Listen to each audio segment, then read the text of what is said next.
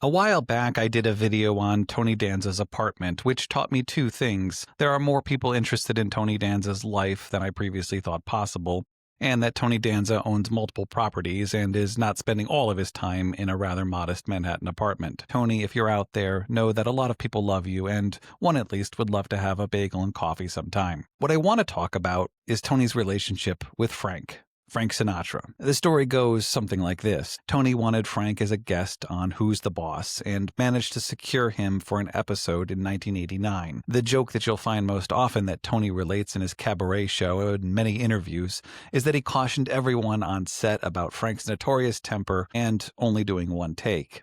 Then after a scene, Frank asked to do another take.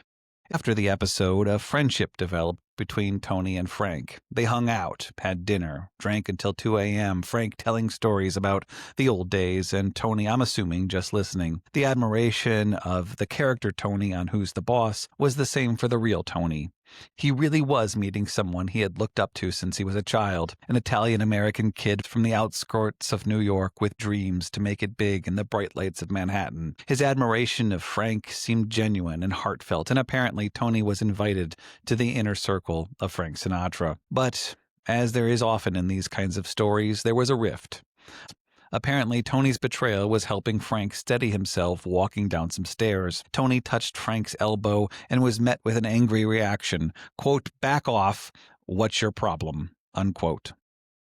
In one version of the story, a confidant tells Tony to not worry about it. That's just Frank. In fact, that's the way that he talks to people that he loves the most. In another version, maybe the real version or the more complete version, Tony calls Frank's office the next day and is told to never call back again.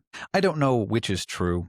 I was told the second version in a private message by someone who seemed to have some inside information. Regardless, let's assume that it's true. If that's the case, then Tony Danza is in a great deal of pain. He got too close to his idol, only to be rejected. But here's what I would say to Tony Danza over a bagel and coffee. Tony, you don't need Frank. Sure, he's part of your narrative, but only part. You met Ali and Liza Minnelli and worked alongside Andy Kaufman and starred in decades of successful television. Sinatra was a legend, but he was also lonely, unapproachable. We could all meet you around the corner from that apartment with the air fryer and the parquet floors and the comfortable couch and the upright piano. And that's why you don't need Frank, because we all have, in some sense, Tony Danza.